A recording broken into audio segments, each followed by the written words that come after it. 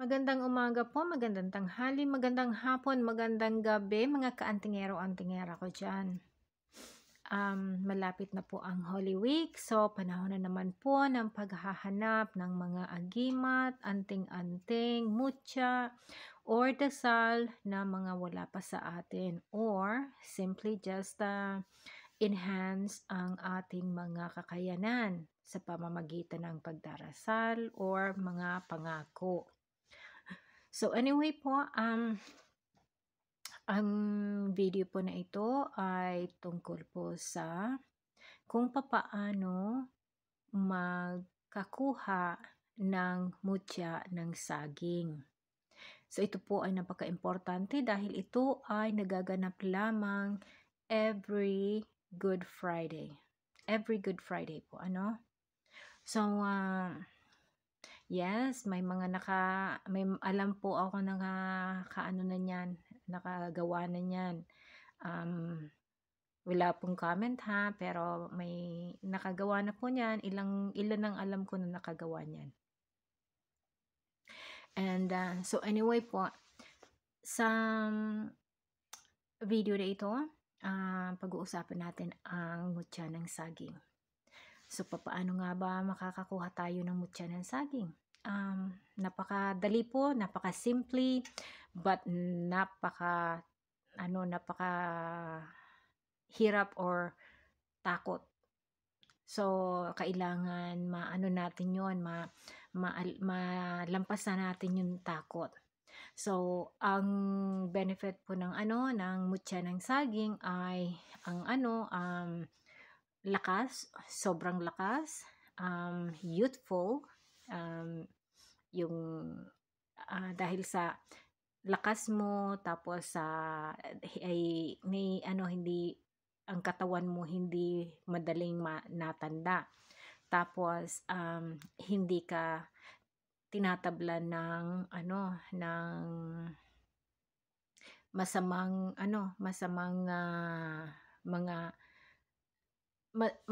mga pahihip or mga tusok-tusok dyan sa maniga or kung ano man ang mga gawaing masama.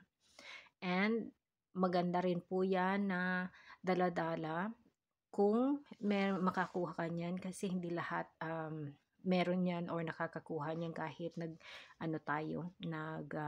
try tayo. So marami po ang alam ko na nag-try niyan every Holy Week. So kasi yun po ay devotion hanggang sa makakuha sila. So anyway po, wag na tayong paligoy-ligoy. Pero bago ang lahat, sana wag makalimot magdasal sa mahal na Diyos, kasi siya lamang ang makakasagot sa ating mga katanungan at pangangailangan. And syempre, dahil sa naandito tayo sa spiritual field na ito, naniniwala tayo sa mahal na Diyos, diba? So anyway po, umpisa na tayo. So, sa 1 week bago mag Good Friday, so, mag-umpisa ka ng Friday. So, Friday bago next Friday po. So ang gagawin mo, lagay mo sa kalendaryo, tapos mag-ka na po, mag-fasting ka na. Halimbawa, mag-umpisa ka na magplano kung ano ang gagawin mo, so Friday po yun, tapos plano na, alam mo na kung ano ang gagawin mo, huwag kang kakain ng planuhin mo sa loob ng 1 week na huwag kang kakain ng karne, kasi importante po yun. Huwag kang aapak sa lupa, at huwag kang maliligo. Importante po yun, kasi ang amoy, kailangan wala kang ang amoy ng tao dapat superior, kasi kapag amoy tayong sabon, yon yung parang joke sa sa spiritual world. Kaya ang dapat yung matapang yung amoy natin na bilang tao. Hindi po sa pag-aano yun ha, babastos ng mga taong mahilig maligo, kasi lahat naman po tayo gusto malinis lagi. Kaya lang ito po ay tinatawag na devotion. Kung may gusto kang makamit na ganito, kailangan sakripisyo. So, yun po, huwag kang maligo ng start ng Friday po, bago mag Good Friday. So, ngayon po, the next morning ay Saturday na. So, tinatawag na yung Sabado de Gloria. So, Sabado de Gloria po, umpisa na ang iyong panata. Huwag ka na talagang kakain ng karne. Tapos, inom ka lang ng tubig, kain ka ng natural, basta walang karne. Iwasan yung may dugo na malangsa. Iwasan po yun, basta kain ka ng healthy. Tapos, basta iwasan po yung malangsa at iwasan yung anong tawag dito, yung karne. So, after that, pag alas 6 na ng Sabado de Gloria, huwag kang magpaabot ng ilaw ha sa loob ng bahay. Labas ka po bago magsindi ang lahat, maglabas ka. So, siguraduhin mo po yan na wala ka sa loob ng bahay pag magsindi ng ilaw or kasindi ng kandila. Basta, halimbawa po, may kuryente man kayo, 24 hours, basta bago alas 6 lumabas ka, kasi at least may isang ilaw na sisindihan kayo. So, basta umalis ka ng alas 6, walang lumabas ka ng bahay. Huwag kang paabot sa pagsindi ng alas 6 na ng ilaw. So, pagkatapos niyan, pasok ka na sa loob ng bahay mo, alas 9, magdasal ka lang ng isang minatubod I believe. Ayun lang po. Tapos, yung I believe na po yun, alas 9 po ha, kasi piniprepare natin yung opening. So, alas 9, pag nakatapos mo na yung dasal ng I believe, kasi dahil tao tayo, tapos gusto nating pumunta sa ganong bagay, gusto nating makipagsapalaran na magkaroon tayo ng anting-anting na na pag-aari ng mga taong nasa ibang dimension. Kaya kailangan nating i-prepare natin ang sarili natin. So, ganun na po matulog ka na. Pero po, in between sa pagtutulog mo, pwede ka na pong mag-umpisa na managinip. Sa panaginip po yun. Kasi yung intention mo, so, sa panaginip mo po, pwede ka nang matakot, pwede ka nang mag-atras, pwede mo nang huwag nang gawin kasi natatakot na nga. So, yun po Sabado de Gloria, So, Sunday na po, So, nung Sunday, ganun din po ang gawin, i-repeat lang po yan, tapos, pag Monday, so, ka na po, magawa ka ng langis. So, importante na po ito na pong, importanteng step. So, magawa ka po ng langis. Yung langis na yun ang gagawin mo na pang-anoint sa iyong tools mamaya. So, nakagawa ka na po ng langis. It doesn't matter po kung anong oras mong gawin yung langis, basta or anong tawag dito, basta sa loob ng good man sa Lunes po, sa start na ng Monday, Holy Monday na po, tapos Tuesday. Sa Tuesday po, Yung ano na yun, yung langis na ginawa mo, yun po ay ilalagay mo sa ilalim ng paa mo. Haplasan mo ng paa mo ano. So, yun po ay gagawin mo bago ka matulog. Ano po? So, bago matulog, dito sa may ano yun, sa dapan po ano, sa ano ng paa, yun, anuhan mo yun, haplasan mo yun. Tapos haplasan mo dito. Importante po yan ha. So, hindi na ngangahulugan na buhos, basta ano po, dito, tapos dyan haplas. So, sa paa po, ano, sa dapan dyan, sa ano, doon sa ilalim ng paa mo, doon mo haplasan ng, ano, tapos dito haplas. Lagyan ng kaunti, yung i-anoint mo lang ang sarili mo. So, yun po ay Tuesday bago matulog, ano, basta po bago ka matulog. So, Wednesday po ng umaga, pagising mo, dapat magising ka po ng 3:00 ng madaling araw. Sa pagising mo po ng 3:00 ng madaling araw, bago mo po ibuka ang mata mo, ano ka muna, mag-cross, ano po, importante po ang pag-cross. Hindi yung ganito ha, hindi ganyan kasi mali yan. Ganyan, tapos dito sa ano, sa tiyan, tapos ganyan po. Hindi ganyan ha, tapos dalawang kamay po. Basta ganyan po ang ano, ang ritual, ano. So, ipinapaalam mo, kasi at that time po may mga nanonood na sa'yo, may mga, kasi marami na ring, ano, taong hindi nakikita or mga entity dyan na ganyan din po ang intention, no? Magkaroon din sila ng mutya kasi yun ay sa kanila. Ngayon nakikiano lang tayo, nakikibakas or nakikiagaw. Yun po ano. So, pag ano po, yun na po ano, gising ka ng 3:00, tapos mag-cross ka.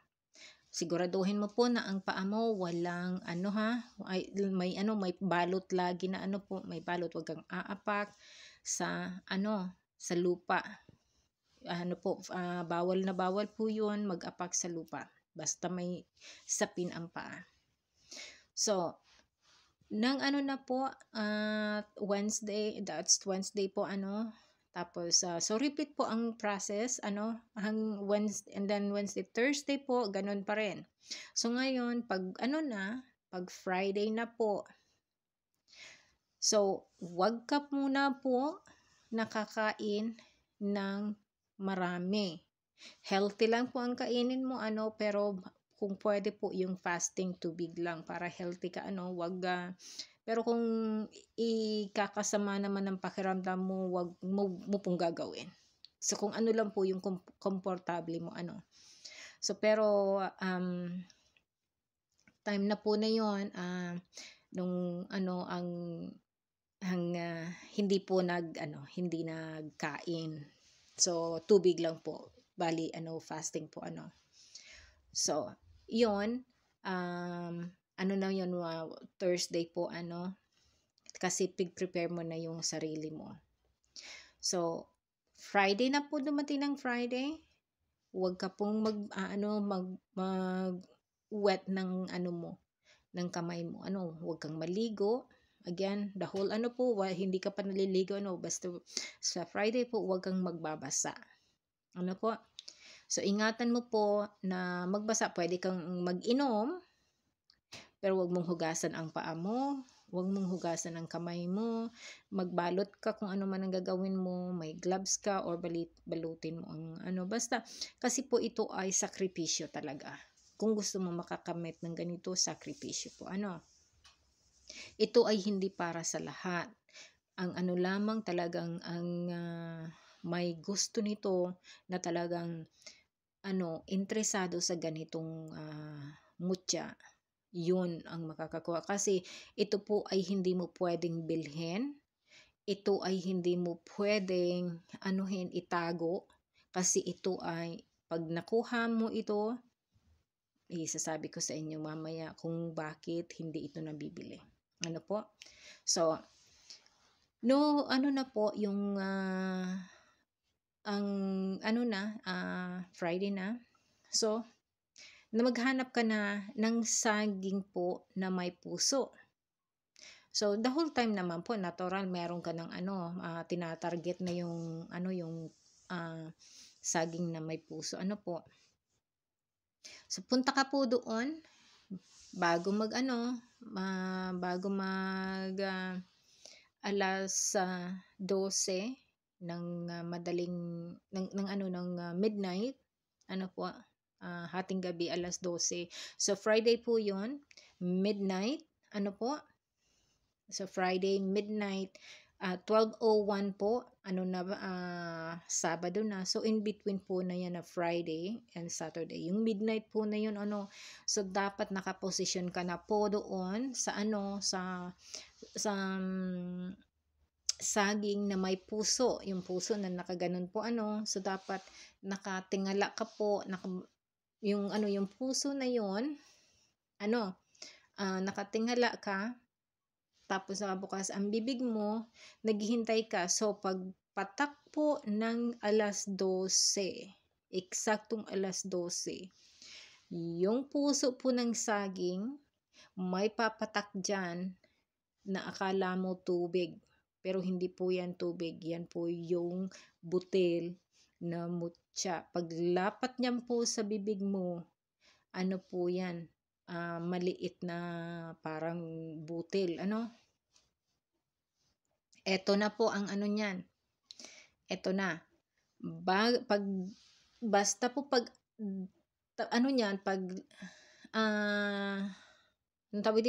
lapat niyan dyan sa bibig mo, meron na pong meron engkanto, merong yung kalahating kabayo na tao, yung centaur po, tikbalang, merong kapre, kung ano man pong klaseng mga nabubuhay sa ibabaw ng mundo na hindi natin nakikita, na mga magical sila, aagawin po yan sa'yo.